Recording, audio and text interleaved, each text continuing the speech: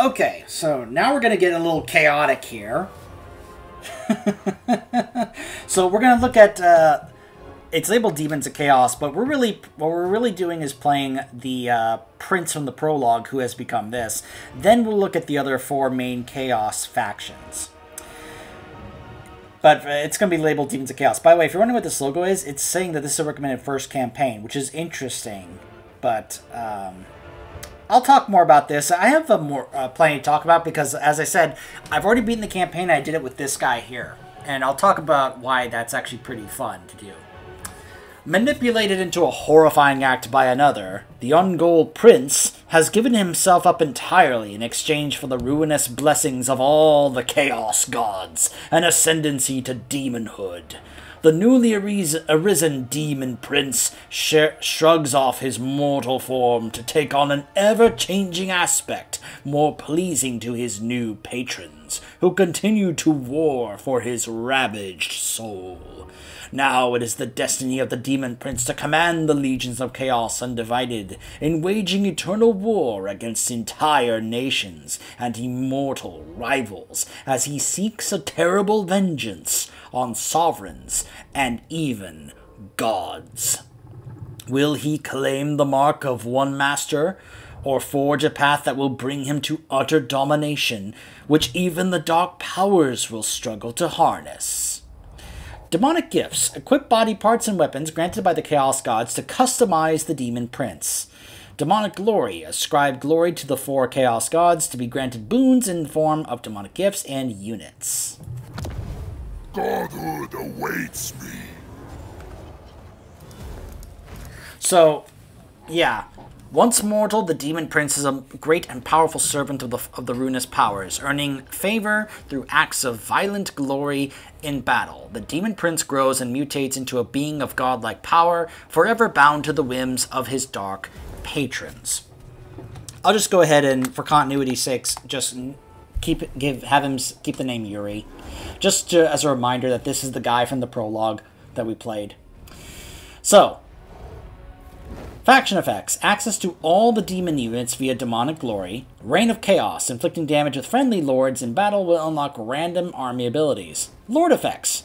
Customizable via demonic gifts. Equipable gifts are granted through servitude to the Chaos Gods.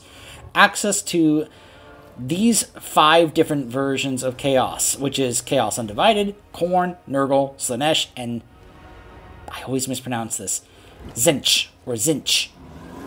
I can never remember how to properly pronounce that. But yeah, I'll show you what that's like when we get into it. Like I said, I have more to say about this one than the others because I've already played and beaten the campaign with it. Obviously, I played on easy, so I don't want to. Again, I don't want to hear it. But just as a reminder, this looks more so than others because you're having access to all 4 compared to just 1. But that'll be. A thing that happens later on when we delve more into what's going on. Although it's interesting looking at the different princes here that's showing.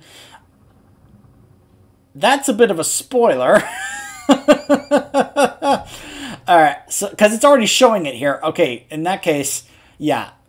Okay, so it's already been given away. When you beat the campaign, you'll actually get to have Be'lakor as a lord because...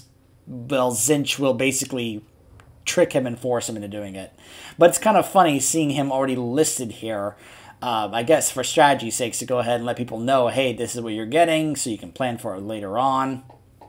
But yeah, you get access to all the heroes and all the units for all 4 of the Chaos Gods. So let's see the intro as a follow-up to what happened in the prologue.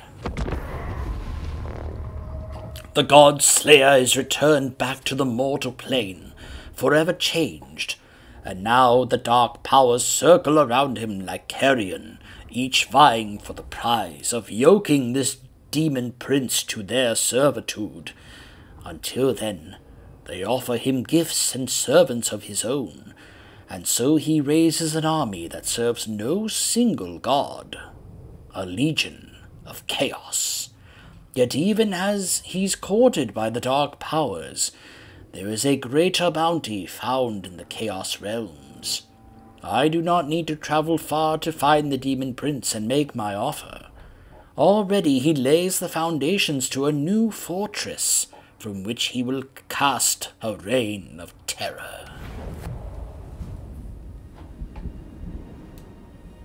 A new evil enters the world. A prince of Kislev, reborn a prince of darkness, a champion of the Chaos Gods.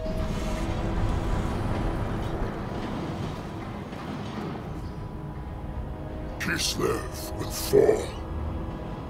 It will kneel before me, before Chaos. You think too small for one so powerful. Have you forgotten, Seer? I killed Urson. Why stop at Kislev when you can give Chaos the world? No more twisted words. Wait! Urson lives! You lie. Wounded and dying by your hand, but alive. The Shadow has him still. Be'lakor will pay for his betrayal. The god bears power. It is yours for the taking. So take it. The realm of Chaos cannot be entered. No one can cross the maelstrom. I can. I will guide you back to the Forge of Souls. All I require is one drop of Urson's blood. Finish the job you started, mighty God Slayer. God Slayer. World Slayer. Urson's power is mine.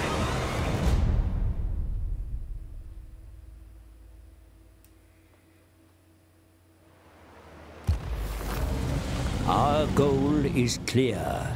The Demon Prince must harness Urson's power and claim the mantle of a god. I have brokered a pact and will guide him to his desire. Advise me, as my brother once did. Take me to the Chaos Realms, or suffer his fate. Prince of Demons, God Slayer, the ruinous powers watch, waiting for you to make your mark on this world. The deeper the scar, the easier it will be to wrest Urson's remnants from Be'lakor. First, establish a capital. This will alleviate the attrition from which you currently suffer. Your new fortress is all but complete. Claim and dedicate it to one of the Chaos Gods. Yet do not linger, for trespassers approach. Colonists from Nordland attempt to settle the untamable lands. In a mistaken belief, this will quell invasions from the north. Wipe out the gullible fools at their beachhead, the Bay of Blades. Then make the Scalings pay for failing to protect lands that are the dominion of Chaos Undivided. The other Norscan tribes should be conquered and subsumed into your burgeoning realm. And across the Sea of Claws lies even fatter prey. The Empire is within reach, but beyond that fractured nation, the so-called Motherland, Kislev, the nation which abandoned you, whose god you had no choice but to slay. The leader of Urson's cult, Kostaltin, musters a force to enact revenge against you. Meet them head-on and harvest their miserable lives to power your own vengeance. As you gather your forces, the Tome of Fates ponders a way to return to the Chaos Realms.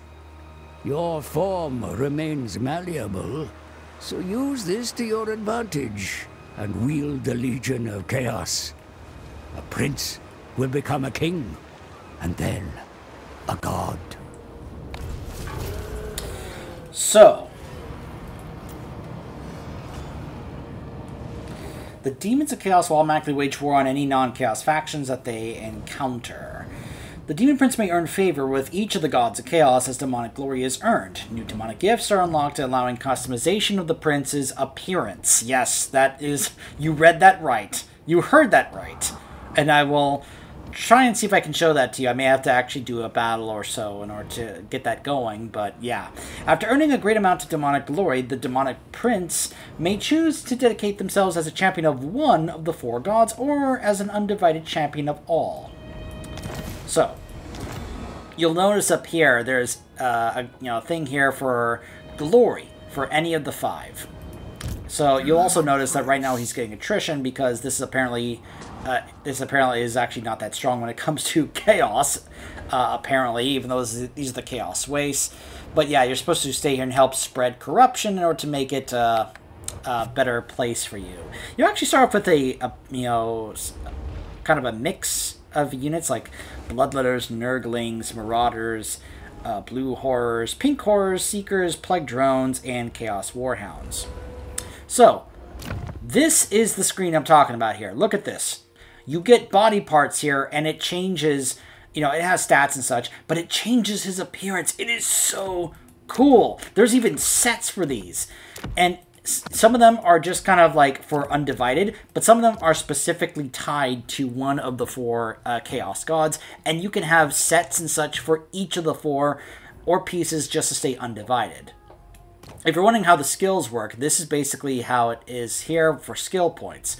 But the other big thing here is, of course, as I mentioned, demonic glory. So this is how it basically works. You decide which of the glory you want to push forward, whether it's Undivided or each of the 4 different ones. And as it continues, it unlocks more things. Such as if you... So I ended up doing a run. I mentioned I beat the campaign. I actually committed to Khorne instead of saying Undivided. I thought, I'll just go ahead and pick one, just see what's like. In hindsight, I probably shouldn't have done that. It should have stayed as Undivided because as you progress, you reach a point here where you have to either pick this or, any of these here. And when you look at the stuff that's available here, in comparison to the stuff that's up here, it just seems like there really shouldn't be much of a reason other than maybe just whatever, or flavor, or casual run like I do, where it's like, look, just go ahead and stick to Undivided and you'll get access to many more things. Many more pieces, as well as, more importantly, many more units. Because here, you'll get access to, say, the Soul Grinders of Khorne, but here you'll still get the Soul Grinders of Khorne, but you'll also get the other 3 Soul Grinders as well. So you have access to all 4 armies as opposed to just, one of the main ones for a particular faction. So, in hindsight, I probably should have stuck with Undivided, but I'll probably do another run. But really, you could do, like, at least 5 different runs with this guy, where you can pick either to commit to being Undivided, you can commit to one of the others, because trust me when I say, getting to see and try out each of the different pieces and seeing how it drastically changes his appearance is so cool. Like, seriously. Head, torso, wings, his arms, his legs, his tail, and his weapons. It is so cool. We're actually going to go a little longer here because I want to go ahead and try and show this off to you. So let's go ahead and get this guy right here. Now is the time. Solve that. Conquest. So we'll pick Undivided. So now we will go ahead and grab this. So you have to pick for one of them. So I did Khorne last time. Let's go ahead and pick Nurgle. Vanguard, the ruinous crusade. But you'll see each of the quests also gives you different glory rewards as well. That one got me glory with Slaanesh. So we'll go ahead and do it here. Just Undivided. There we go. What's also important about that, in case you didn't see, is that this is going to get you access to other important things, whether it's more corruption, more growth, more control, or if you go here to, say, Nurgle, you get more glory for that, but you also can get less attrition suffered. You can also get more casualty replenishment, and that's via the Nurgle one. The Khorne one will give you income for raiding, sacking, armor, and Reign of Chaos, additional chance for Khorne rewards. Slaanesh can give you, like, recruitment cost, hero action chance, weapon strength, and cinch. Okay, I'm just gonna say cinch. There we go, cinch. Reinforcement marker, move cost reduction, chance of winds of magic. So that's the kind of stuff that you can expect here. Route marcher for undivided, upkeep for each of the different kinds of units and such. That's the kind of thing that you can expect when it comes to those. So, anyways. Let's see. Interesting that the marble is for cinch, glory, and corruption. That's interesting.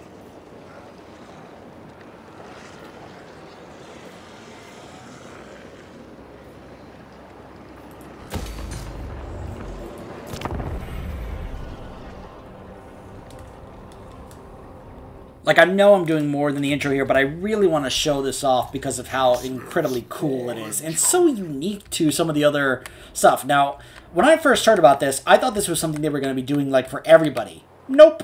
Turns out they were just going to be doing this for just this guy. So, yeah. But it's really not that big a deal when you think about it. It's like, oh, okay, sure.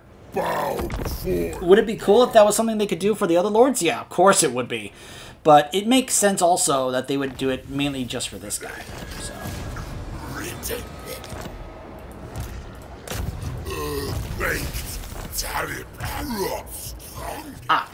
Sorry. So here we go. We've already gotten one of our new pieces here. So look at this. Wings up. Now look at how his wings look here, right? Just regular demon wings, which is plus 7% to speed. But now look, Wings of Pestilence. Passive ability, Pestilent Decay, which causes damage to combatants, charge bonus, and hit points. Look at that! And it gets better. Trust me. You're like, oh, that doesn't look like much. Trust me. The changes, the appearance stuff can get really, really cool. So let's see. Let's go ahead now, because we need to get these other ones down here. Let's now move him down here and try to take the Bay of Blades. In case you're wondering, basically the only other groups I think you can really do any kind of diplomacy with are basically the ones that serve the other Chaos Gods. So, but we'll talk more about those when we actually delve into those guys. So much power! The feast of bloodshed awaits. Let's give this one to Cinch. Chaos lives here now.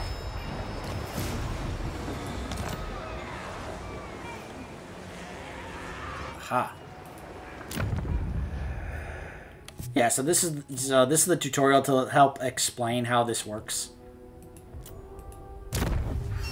Alright. So yeah, just to, you can see here, as I've been increasing the glory for them, I've been able to get access to some of these other pieces here. So now, as you can see here, we go to, say, my torso. I can use a undivided one, which is called Flaming Body. Look at that right there. Which, large expanding area effect. Or Spiked Collar, which is a Corn one that has an ability called Burning Rage and a passive called Tempered Rage, which is plus 20% damage resistance, along with spell resistance, melee attack. Yeah. Legs. You have the Demon Legs here, which has that ability, but then you also have Desirable Light Greaves, which has a passive ability called Sinful Footing. Plus 25% charge bonus, plus 15% speed, and plus 50% charge speed. Armor and plus regular speed. Look at that there. Tail. Armored Sentient Tail. Look at that. So, just to show the difference, this is a regular Demon Tail. That's the Armored Sentient Tail. Causes damage to combatants, because apparently your tail will now just attack things. This can get absolutely awesome. Like, especially when you get to some of the later pieces. Like, when I did my run with this guy and I committed to Corn, he just got full red. You could either have him just come, like, all his pieces, like, engulfed in fire, or just, you know, red as blood. Not necessarily, like, dripping or covered blood, because he was actually quite armored. But his appearance, his color, goes from this kind of purple to just complete red. And he can get, like, a giant flaming sword as part of it. It just looked really cool. It made me want to try a run where I committed to the other three to see what they look like. But anyways, it's definitely the kind of lord and faction that I think can give you a number of different possibilities and opportunities to just have fun, crazy, silly runs. Obviously, there's going to be a min-max thing when it comes to if you do this on higher difficulties, what it recommends you do in terms of what you stick to. But yeah, that's, you know, I just wanted to really kind of talk about that and show that off at how awesome this really can get here. And as you can see, you also now start get access to recruiting more units as you increase the glory here. So yeah, it can get pretty awesome with the amount of different pieces that you can mess around with. So I've heard some debate whether or not this is a easier or harder campaign, probably based on location and other things. I've also, the game also recommends this being one of your first campaigns that you play, and I would say sure. Like on easy difficulty, I didn't really have that difficult of a time, honestly. Especially as you got access to more stuff, and we're utilizing different units. It got really, really fun. So I would still, even if it's, some would say it's a difficult campaign, I would still highly encourage playing it, just for funsies and how much, just how awesome this whole system here with the different body parts and such can get. Because, boy, this whole thing here is just so cool. It makes me want to go through this campaign again and just try different things. So that's the Legions of Chaos. When we return, we will be looking at each of those specific different Chaos factions. Stay tuned.